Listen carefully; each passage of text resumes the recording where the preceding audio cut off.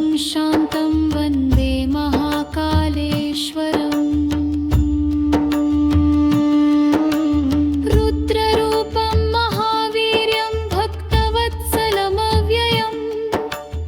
उज्जयिन्यां स्थितं देवं वन्दे कालान्तकं हरम् महाकालं महादेवम् उज्जयिन्यां प्रतिष्ठितं भक्तानां भयहारं तं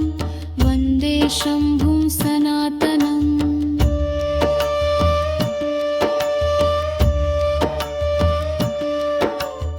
त्रिशूलपाणिं वरदं कृपालुं भक्तवत्सलं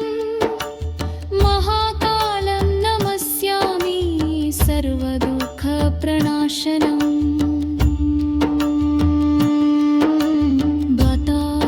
समायुक्तं गङ्गाधरमुमापतिं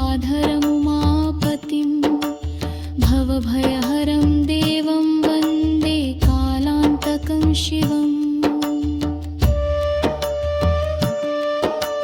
नीलकण्ठं महेशानं सर्वलोकैकनायकं वन्दे महाकालदेवं मोक्षदं करुणाकरम् दिगम्बरं महायोगी योगिनां पतिमीश्वरम् उज्जयिन्यां स्थितं शम्भुं वन्दे महाकालेश्वरम् महाकालं महादेवम् उज्जयिन्यां प्रतिष्ठितं भक्तानां भयहारं तं वन्दे शम्भुं सनातनम्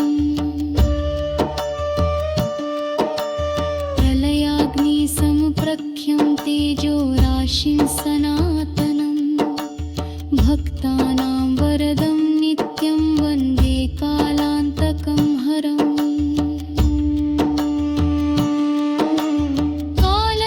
कालचक्रप्रवर्तारं सृष्टिस्थित्यन्तकारणं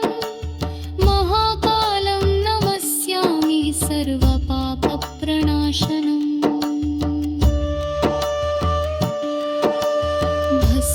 भस्माङ्गलिप्तदेहं तं नागयज्ञोपवीतिनं वन्दे महाकालदेवं सर्वरोगनिवारणम् करालवदनं घोरं दैत्यानां भयदायकं भक्तानां सुखदं नित्यं वन्दे शम्भुं महेश्वरम्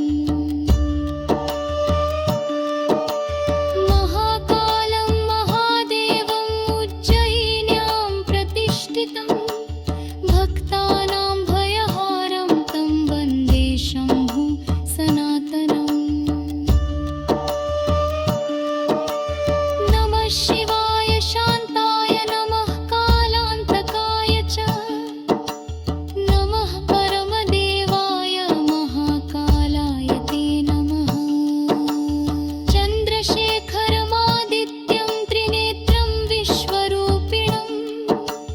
वन्दे महाकालेशं सर्वदुःखहितं हरम्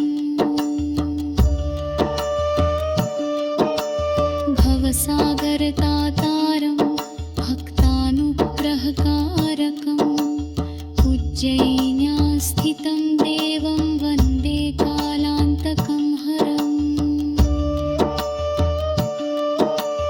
महादेवं महायोगीशं महाभूताधिपं विभुं महाकालं नमस्यामि मुक्तिदं परमेश्वरम् महाकालं महादेवम् उज्जयिन्यां प्रतिष्ठितं भक्तानां भयहारं तं वन्दे शम्भुं सनातनम्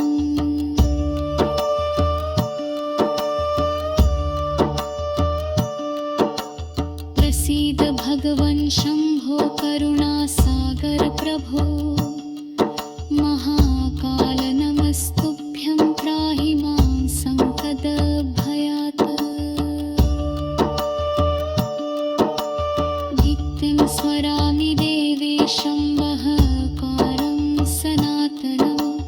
भवभयविनाशाय नमामि शङ्करं विभुम्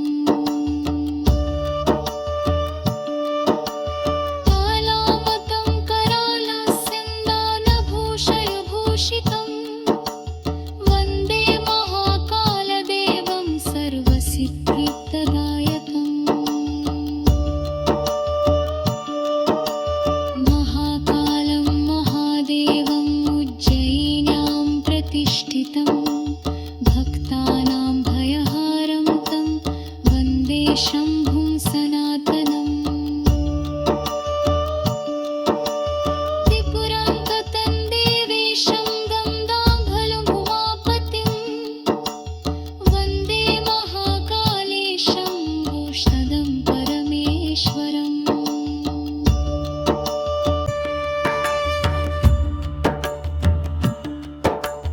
महाकालं महादेवम् उज्जयिन्यां प्रतिष्ठितं भक्तानां भयहारं तं वन्दे शम्भुं सनातनम् कालानां कालरूपेण स्थितं विश्वविनाशकं त्राहि मां करुणासिन्धो महाकाल नमोऽस्तु ते श्मशानवासिनं देवं भस्माङ्गरागधारिणं वन्दे महाकालेशं सर्वलोकनमस्कृतम् नागहारं त्रिनेत्रं च चन्द्रशेखरं व्ययं गङ्गाधर शिवं शान्तं वन्दे महाकालेश्वरम् रुद्ररूपं महावीर्यं भक्तवत्सलमव्ययम् उज्जयिन्यां स्थितं देवं वन्दे कालान्तकं हरम् महाकालं महादेवम् उज्जयिन्यां प्रतिष्ठितं भक्तानां भयहारं तं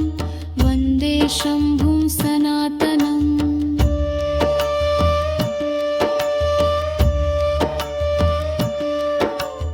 त्रिशूलपाणिं वरदं कृपालुं भक्तवत्सलं महाकालं नमस्यामि सर्वदुःखप्रणाशनम्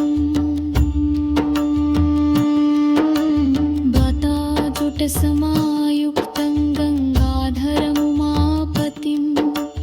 भवभयहरं देवं वन्दे कालान्तकं शिवम्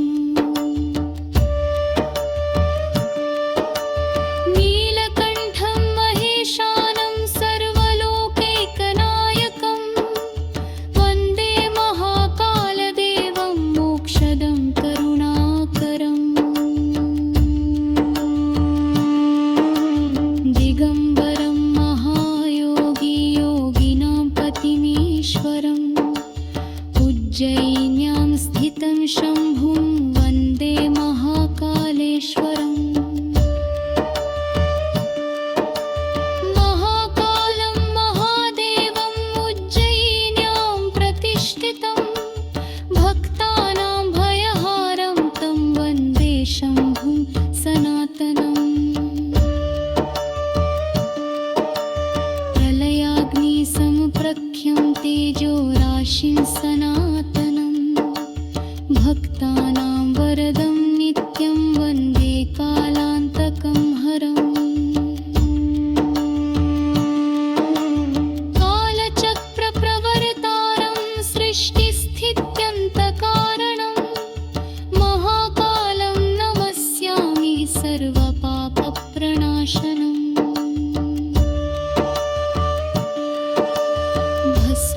भस्माङ्गलिप्तदेहं तं नागयज्ञोपवीतिनं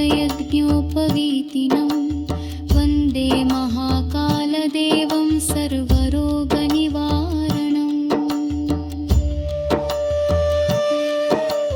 करालवदनं घोरं दैत्यानां भयदायकं सुखदं नित्यं वन्दे शम्भुं महेश्वरम् महाकालं महादेवम् उज्जयिन्यां प्रतिष्ठितं भक्तानां भयहारं तं वन्दे शम्भुं सनातनम् नमः शिवाय शान्ताय नमः कालान्तकाय च नमः परमदेवाय महाकालाय ते नमः चन्द्रशेखरमादित्यं त्रिनेत्रं विश्वरूपिणं वन्दे महाकालेशं सर्वदुःखहितं हरम्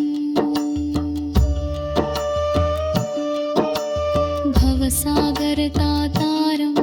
भक्तानुग्रहकारकम् उज्जयिन्यां स्थितं देवं वन्दे कालान्तकं हरम् महादेवं महायोगीशं महाभूताधिपं विभुं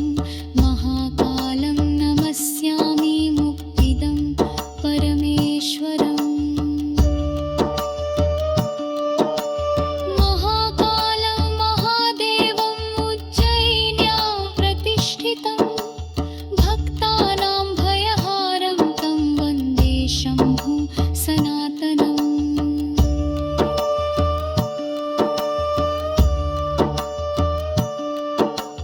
प्रसीद भगवन् शम्भो करुणासागर प्रभो महाकाल नमस्तुभ्यं त्राहि मां सङ्कटभयात्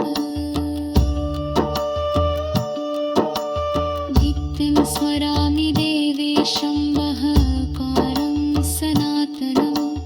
भवभयविनाशाय नमामि शङ्करं विभुम् कालामतं करालस्यं दानभूषयभूषितं वन्दे महाकालदेवं सर्वसिद्धिप्रदायकम्